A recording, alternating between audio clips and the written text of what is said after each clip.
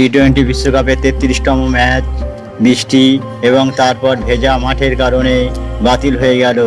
এই ম্যাচ ফ্লোরিডার Lauderhill Central Broward Regional Park Stadium স্টার্ফ গ্রাউন্ডে ভারত এবং কানাডার মধ্যে অনুষ্ঠিত হওয়ার কথা ছিল, তবে শেষ পর্যন্ত টস করা গেল না।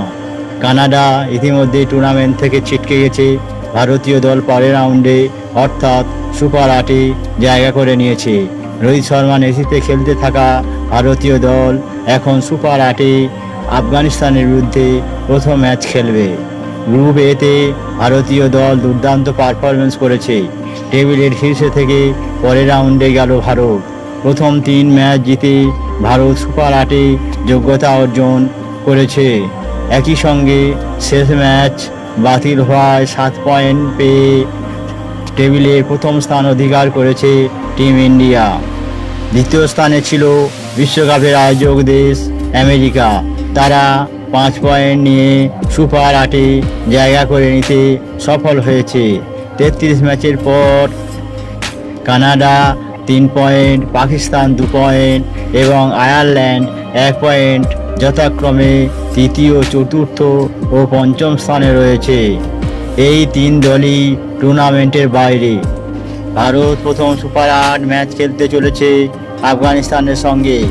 এই ম্যাচটি ওয়েস্ট ইন্ডিজের বার্বাডোসের কেংসিংটন ওভাল ব্রিজটাউনে 20 জুন অনুষ্ঠিত হবে। ভারতীয় সময় অনুযায়ী এই ম্যাচ শুরু হবে রাত 8টায়। এরপর সুপার 8-এর দ্বিতীয় ম্যাচে ভারত কোন দলের মুখোমুখি হবে তা এখনও ঠিক হয়নি। সেই ম্যাচটি শুরু হবে 22শে জুন। তৃতীয় ম্যাচে ভারত মুখোমুখি হবে অস্ট্রেলিয়ার সঙ্গে। ওই ম্যাচটি হবে ড্যারেন সামি জাতীয় cricket stadium, Gros Island, Saint লুসিয়াতে। ভারতীয় দল শেষবার 2013 সালে আইসিসি চ্যাম্পিয়ন্স ট্রফি জিতেছিল। এরপর থেকে আইসিসির কোনো শিরোপা জিততে পারেনি ভারত। গত বছর ভারত নিজেদের ঘরের মাঠেই ওডিআই বিশ্বকাপের ফাইনালে উঠেছিল, কিন্তু শিরোপা জেতার লড়াইয়ে অস্ট্রেলিয়ার কাছে হেরে গিয়েছিল।